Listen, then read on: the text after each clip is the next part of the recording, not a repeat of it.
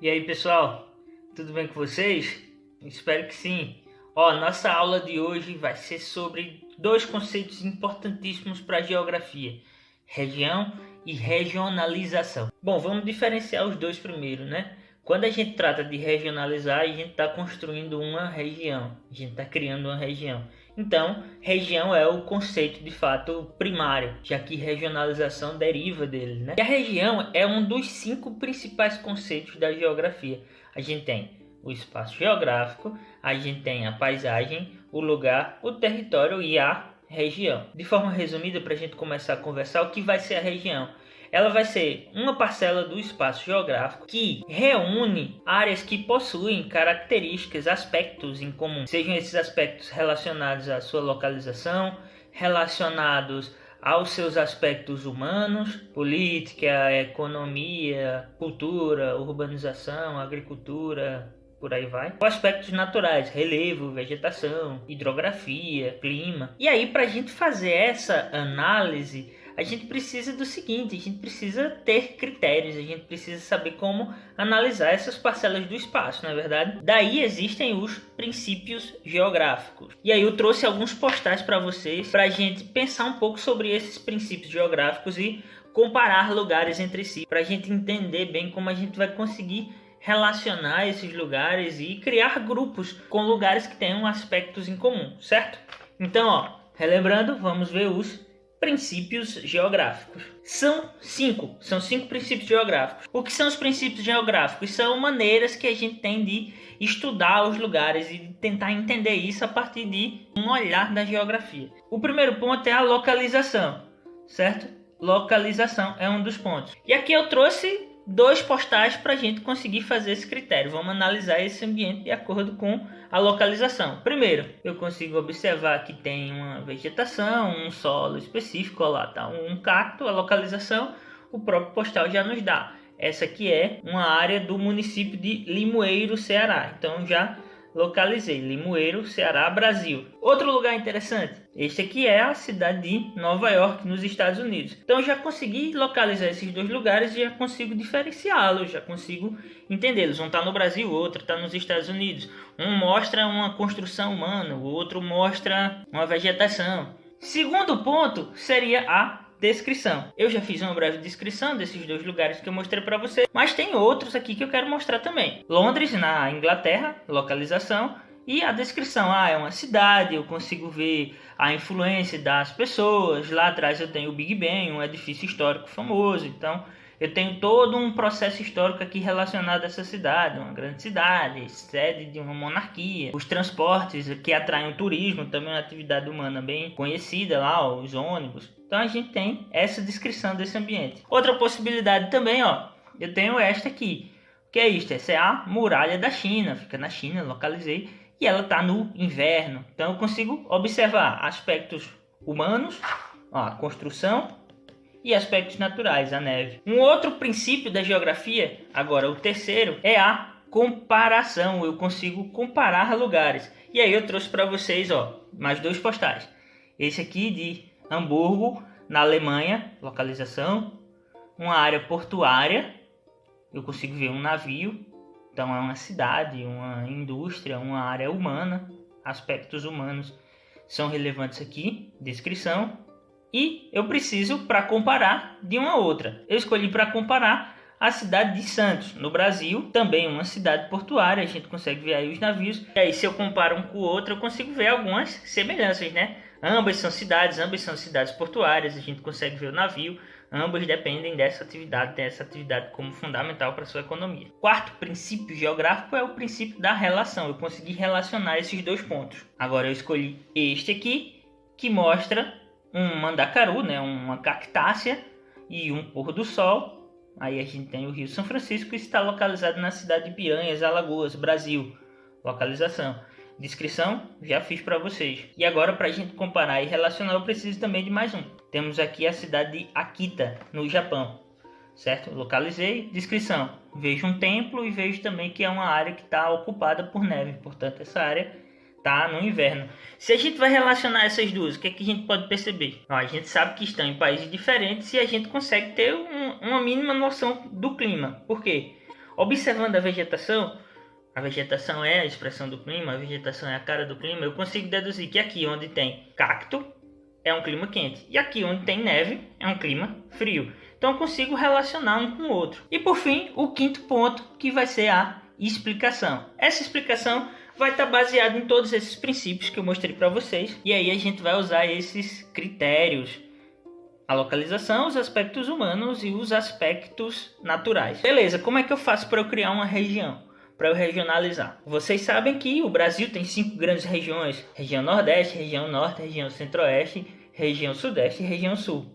O IBGE foi quem criou essa regionalização do Brasil. Aliás, tem um vídeo que eu mostro isso aí, acompanhe ele aqui em cima. Mas vamos tentar criar, né, essa regionalização. Para a gente regionalizar, para a gente criar uma região com lugares que tenham aspectos incomuns, a gente precisa fazer essa comparação e fazer essa relação e ver o que é comum e o que é diferente. Desses postais aqui que eu selecionei para vocês, dá para a gente fazer algumas relações. Eu vou pensar um critério de localização primeiro. Ó, separando aqui os postais, eu consegui, por localização, agrupar 3. Piranhas, Alagoas, fica no Brasil. Santos, São Paulo, também fica no Brasil. E Limoeiro, Ceará, também fica no Brasil. É um critério. Se eu quero formar uma região de lugares que ficam no Brasil, não podem entrar todos os outros que eu já mostrei para vocês. A muralha da China não entra, o Japão não entra, a Alemanha não entra, a Inglaterra não entra, Nova York também não entra, que fica nos Estados Unidos. Então, ó, selecionei por localização 3 para fazer parte dessa minha região, desse meu grupo, com aspectos em comum. Vamos pensar agora um outro critério para a gente conseguir fazer essa regionalização. Vamos ver agora aspectos naturais. Eu consigo fazer 2 grupos aqui. Akita, no Japão, que é uma área que tem neve, e a muralha da China, na China, também é uma área que tem neve. Então, a partir dessa análise, eu consigo perceber que estes 2 lugares estão em um ambiente, em uma zona climática em que é possível nevar. Portanto, em uma zona climática temperada ou polar. Sabemos que Japão e China são vizinhos e ambos estão na zona temperada do norte. Esse pode ser um critério para eu regionalizar áreas do planeta que nevam e que não nevam. Outro critério que eu utilizei, natural, foi a vegetação. Aqui, ó, mais uma vez. Piranhas, Alagoas, com um cacto, e Limoeiro, Ceará, ambos no Brasil, também com cacto, aqui mais de perto. Então, cacto, qual é a vegetação? Vegetação xerófita, xero, seco, e fito, folha, vegetação. Então, vegetação adaptada a climas secos, certo? Eu tenho outras cidades aqui, mas eu não consigo, só olhando essas imagens, eu não consigo determinar se esse lugar é seco ou úmido, se é frio ou quente. A partir de outros conhecimentos geográficos prévios, eu consigo determinar o seguinte: Hamburgo, na Alemanha, por estar em zona temperada, também vai nevar, então eu posso colocar naquele primeiro grupo. Londres, na Inglaterra, também em zona temperada, pode entrar naquele primeiro grupo. E Nova York, nos Estados Unidos, também na zona temperada, pode entrar naquele primeiro grupo, considerando os aspectos naturais, ambientes em que nevam, em ambientes de zona térmica temperada. Criei mais uma regionalização.